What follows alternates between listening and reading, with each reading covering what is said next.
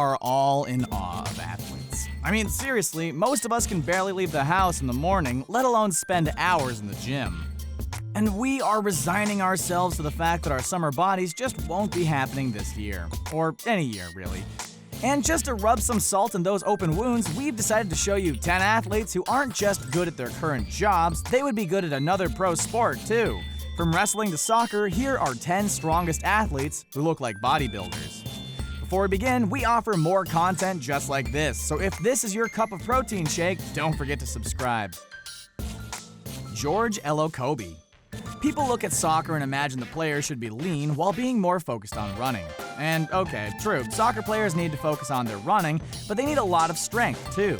Soccer players need to have incredible core strength as well as other types of strength to move them forward and deliver those powerful kicks and headbutts that we know so well.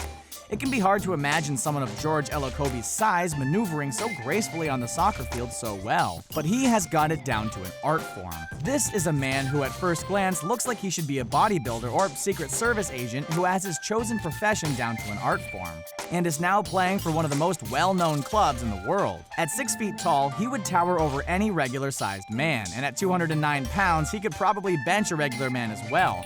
I mean, can you imagine going against this defender?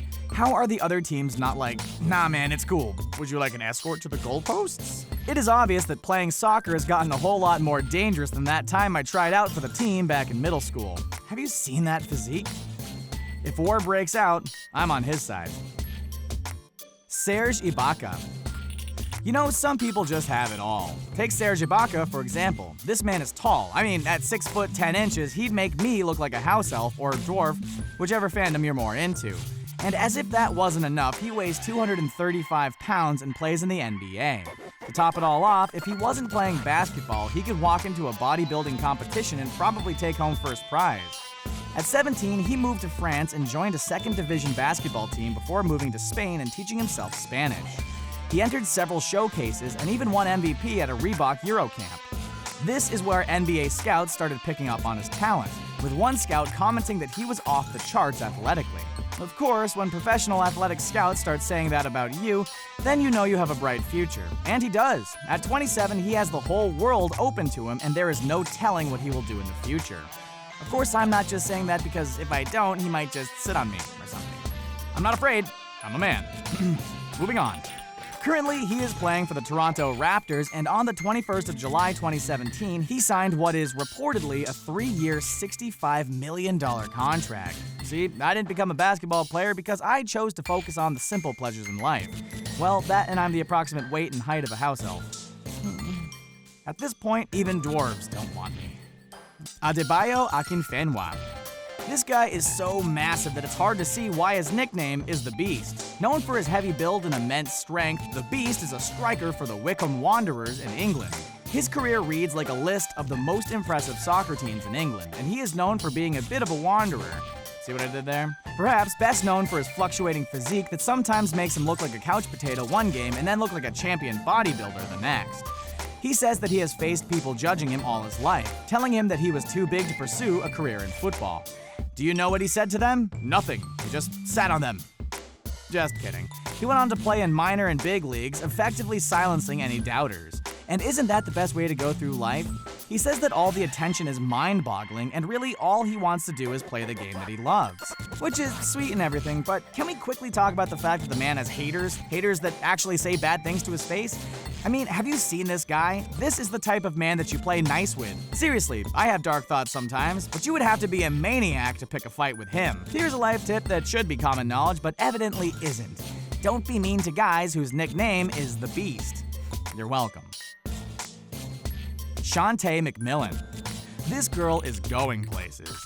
Now, everyone knows that women have to work a little harder than men to put on more muscle and will unfortunately never get as big as men. But that doesn't mean that they are weaker than men. Not by a long shot. And if you want to fight me on this, meet Shantae McMillan.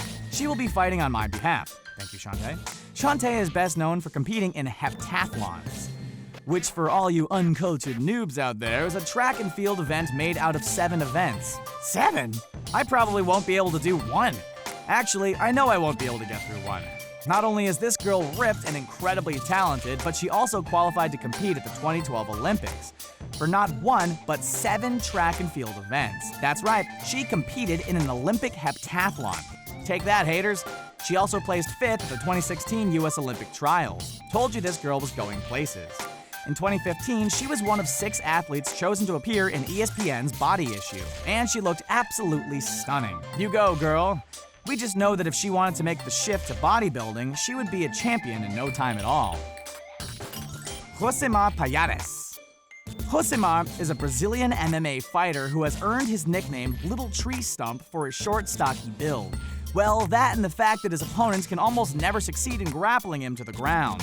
He is also known as one of the most naturally gifted grapplers alive today. His story is truly an inspirational one. He grew up in abject poverty in the Brazilian countryside, where he had to work in the fields to support his family from the age of 7. He eventually had to leave his shanty and live under a bridge in a tent city slum. This is where he started training in Brazilian Jiu-Jitsu at age 15, before eventually moving to Rio de Janeiro to compete professionally. His career has been moving forward ever since, and he is now one of the best MMA fighters out there today. Of course, this is not what we're looking at. If we had to judge whether or not we think he could compete as a professional bodybuilder, the answer would be a resounding yes. Even though he is short, he makes up for that in his build, which rivals most experienced bodybuilders. We have to say that we would put money on him in a competition any day. This just goes to show that if you don't let your circumstances define you, a lot of good could come out of it. Robert Turbin. At 225 pounds, Robert Turbin is not someone who you would want to mess with, ever. This guy is not only amazingly strong and well-built, but he is also a running back for the Indianapolis Colts. So it is safe to assume that you would always want to be on his good side. This Super Bowl champion would make an amazing bodybuilder, if we do say so ourselves, and would win competition after competition. And since he's only 27 years old, it might be safe to assume that if he wants a change of pace, the bodybuilding community would welcome him with open arms. Muscly open arms. But that probably won't be happening anytime soon thanks to his stellar football career. And for those of you who think he made the wrong choice, just remember that he signed a 2-year extension contract with the Colts worth about $4.1 million, which is enough to make anyone want to stick around. Seriously, if it ain't broke, don't fix it. We just know that he is going to have a long and fulfilling career in football. But with that physique, he has the whole world open to him. Which would you prefer? A highly competitive and interactive sport like football, or an equally competitive but less violent sport like bodybuilding? Sound off in the comments below. Harry Ikin's Ariete. When thinking about bulky athletes, which sport first comes to mind? Pro wrestling or football? How about sprinting? Now this is the point where most people would argue that sprinters are more lean instead of bulky. Well, that is what is often the case. But ladies and gentlemen, meet the exception to that. Harry Ikin's Ariete. Harry is an English sprinter with one of the best physiques in the athletic universe. If you have any doubts about his speed, you'll be happy to find out that Harry was one of the first athletes to ever win gold medals at both the 100-meter and 200-meter races at the World Youth Championships. There is no doubt that he is very good at what he does and could probably put most of us to shame. That isn't even the worst of it though. At 191 pounds, he could decide to become a bodybuilder tomorrow, and they would probably have a spot for him. Of course, he would have to work a little bit at bulking up a bit more if he wants to be a champion, but come on. This guy is an incredibly fast sprinter. His focus isn't on maintaining a bulky physique, which makes his body all the more impressive. Known as the sprinting Superman, Harry admits that it takes a lot of effort to stay in shape and spends hours in gyms focusing on all the different areas of his body. His admission is a reminder that no one becomes well-built by accident, and being an athlete requires more focus and endurance than any of us are aware of.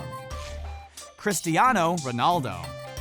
If you didn't recognize any of the other names on this list, you're probably sighing in relief as you recognize this name.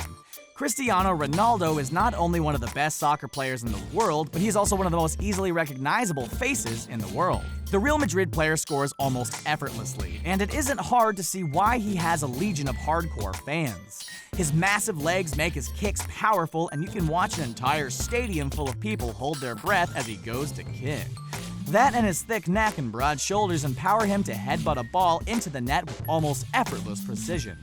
He is the poster child for why soccer players need to be strong, and after playing just one game of soccer, you will come to understand why he takes such good care of his body. All of this is impressive, but if you have ever watched a game of soccer, you understand how important showmanship is. In fact, it is one of the requirements to be a soccer player. Watch what happens when a player scores a goal. There is always some sort of celebration. That is how I imagine warriors would look like after coming home from a battle in the olden days, but that's just me. And Cristiano has one of the best shows to offer. As soon as he scores a goal, off comes the shirt. I'm sure the ladies appreciate this, but I kind of enjoy the dancing players more. Tebow. Traditionally, quarterbacks are a little more speedy, and this usually means that they have a lean physique.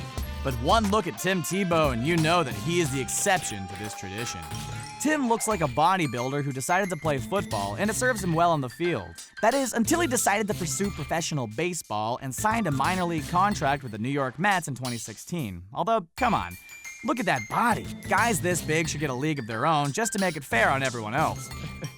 And also, these games should not be televised because I swear it creates an unrealistic body image for other men out there. He is 6 feet and 3 inches and weighs about 233 pounds. Have you ever seen an athlete more suited for bodybuilding? By switching to baseball, he has shown that he isn't afraid to change course if it suits him. And so, who knows, in a few years, he might just make another change. Seriously, this guy is so tall and strong that when scientists figure out how to create super soldiers, they're gonna be coming to him for the genetic template. Now that would be one unstoppable army. Can you imagine it? Professional sports would never be the same again. World peace and cutthroat sports matches forever. John Cena and Dwayne "The Rock" Johnson. Okay, if you only know 2 names on this list and are wondering why they're here, then obviously you don't belong here. John Cena and Dwayne Johnson are both well-known actors and have probably appeared in some of your favorite movies. But before all of that, they are professional wrestlers, even facing off against each other at some point. I only saw it fitting to group them together because I'm funny like that. In truth, it wouldn't be fair to the other athletes to separate these two since they're both pro wrestlers, which is a sport that requires excessive bulk, and the fact that John Cena was briefly a bodybuilder. So here you are, 2 for the price of 1. You're welcome. Okay, and now to answer the question you've all been wondering since I brought up the subject. The Rock and John Cena did face off in 2012, and guess who won? After putting up a good fight, John Cena actually lost to The Rock. Who'd you think actually won the match? And do you think that they should face off again? Maybe we would even see them face off in a bodybuilding competition. Now that's a competition I'd pay good money to see. Maybe we should petition them to make their own movie.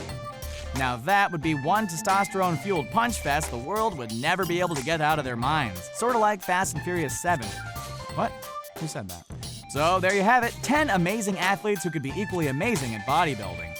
You can now die in peace. Seriously though, let us know what you think and if we missed any other gifted bodybuilding athletes. See you next time and don't forget to subscribe.